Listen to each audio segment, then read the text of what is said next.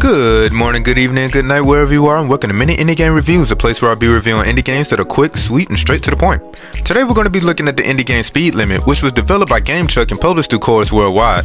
Before the final game was released, GameChuck released a demo of the game which would contain visuals that will go on to be worked on. Their general direction of depicting on what is going on stays intact. However, some of the changes appear to be more darker and detailed than its original in my honest opinion. And looking at the trailer for the demo versus what we got, some of the visuals seems to be taken out of the final product. However, the general idea of the base game remained intact and unchanged. I snagged the PlayStation 4 version, so let's get into it.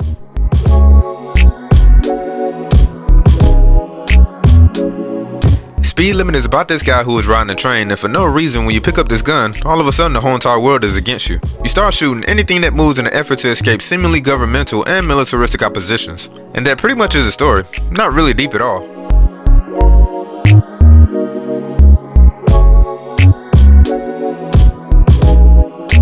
So, Speed Limit starts off by looking like your regular side-scrolling run-and-gun type of game, but constantly evolves into many other things along with its changes and perspectives just to keep up with all that's going on. This game in its entirety is really just a player playing through one whole action set piece with virtually no time to catch your breath. Keeping up with that notion, this game does a good job in transitioning the player from one style to the next seamlessly that kinda gives this game its edge. For example, like how I'm driving down this highway that is reminiscent of the classic GTA 1 and 2 style for it to switch into perspectives to another segment, not only within its presentation but also within its playstyle. More on that within the gameplay section.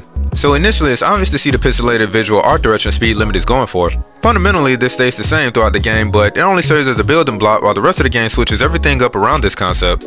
Speed Limit maintains this art form, but now you go from a 2D to a semi-isometric viewpoint, then to a 2.5D-ish presentation throughout your gameplay. A good example is when you have to shoot and dodge oncoming traffic. The cars along the level look damn near 3D, but what I like most about this game is the constant surprises. The camera in which you are viewing this sometimes will turn into the perspective of the people that's trying to kill you, if you aren't fast enough that is. The details and what is going on is something to marvel at. When shooting, in some parts of the game it looks standard and not so special, but when you get to this part you actually see the bullet caps drop out of the video frame, adding a nice visual effect to something that you would normally be doing throughout this game. Even at the beginning when you start shooting people, you see in detail how your bullets will decapitate people who quickly become a victim of circumstance, along with how graphic this game becomes when you get stabbed in the head.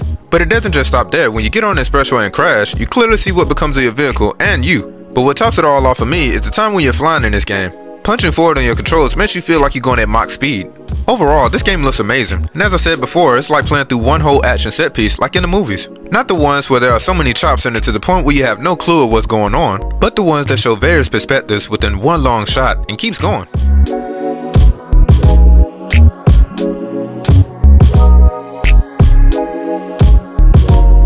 Speed Limit possesses a buffet of many gameplay elements with the run and gun type genre serving as the skeleton in which this game bodies.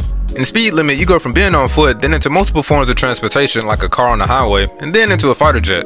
The reason why? Just cuz. But I'm getting a little bit too ahead of myself. As for your controls, you can move left or right due to the 2D side-scroller direction with the ability to jump, duck down, and shoot. But this is just only for the first segment. When you get into vehicles, you're still going to be relying on shooting. However, you have to hold the same button you would normally use to jump so you can slow down a bit and aim. You are going to be using a directional pad to maneuver through the ever so obstacles that will be coming at you at a microsecond's notice. The possible issue is just adjusting to the new perspectives. That within itself is the blessing and the curse for Speed Limit as a game. The name of this game within itself is probably an oxymoron, well deserved. This is because things moves incredibly fast in this game at a net-breaking pace. You probably might even get whiplash. You will never know when this game is going to switch things up on you. Thank God this game gives the player infinite lives to try again whenever you fail. Without that, this game would probably be damn near unplayable. I would personally recommend starting this game off on easy first, then onto the normal difficulty setting to challenge yourself. Just look at the comparison between the easy and normal mode and don't tell me this isn't a huge difference. Again, Because this game switches things up on you many times, the player will probably find themselves trying to adapt to the new playstyles and controls. One of the parts of the game that kinda gave me difficulty was right here, where I felt that this game was semi on rails. I was kinda thrown off a bit, I ain't gonna lie. But this kinda brings me to the second challenging thing that the player has to overcome, and that would be multitasking. Let's look at the first level. You'll think it's only move and shoot. Theoretically, yes, but you'll have to shoot, duck for enemies so you can shoot the enemies kneeling, and then jump over and dropping under these signs and leaping from one train to another successfully so you don't die. And this is just the first level. Things get a little bit more challenging from here on. If you can recognize certain patterns of each level and is quick with your fingers, you can eventually beat the level through trial and error. Thankfully, there are automatic save points once you reach a certain checkpoint. This helps a lot because instead of starting over on the whole level or game, you start off at the last checkpoint. This game loads up at the drop of a dime each time you die, which is very good for this game because it doesn't disrupt the immersion and the flow of gameplay. Speed limit is a challenge indeed.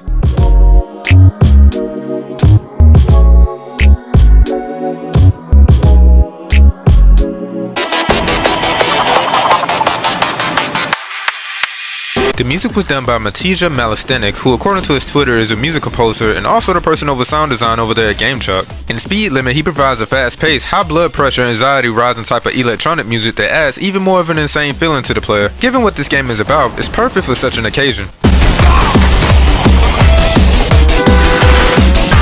But that is during gameplay. The other type of song that plays is during the main menu, where it's a bit slower in tempo but nevertheless sounds dark and a bit foreboding.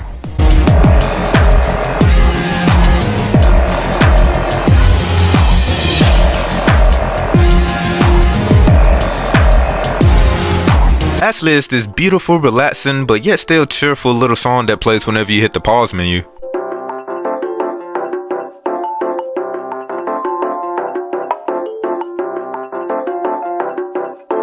From doing my research, Matija seems to be open for business if you need music for your projects. I would suggest hitting him up.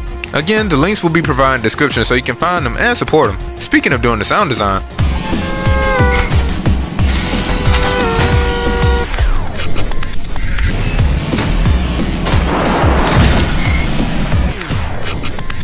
the sound design for Speed Limit is god tier. Shooting your gun, packs a punch, and crashing in certain segments while driving really makes the player feel impact upon collision. And again, my personal favorite, flying within a segment sounds like you're shooting off as if you're about to break multiple sound barriers.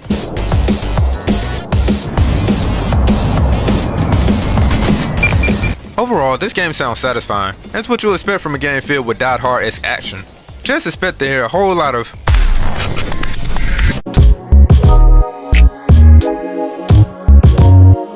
With everything considered, I'm gonna give Speed Limit a 6 to a 7 out of 10. This game is short, and I mean short. You can beat it in like a few hours if you keep trying. This game is ridiculously fun once you understand the mechanics that comes with each segment. Speed Limit is one of those games that was made for players that's kinda like, I'm just about that action, boss.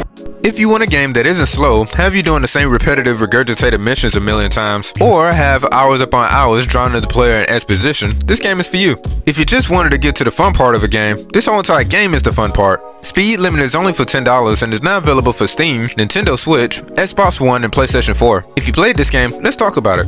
Until next time, be safe out there, and peace y'all. And don't forget to like and subscribe. Hit up that notification bell, and I gotta go.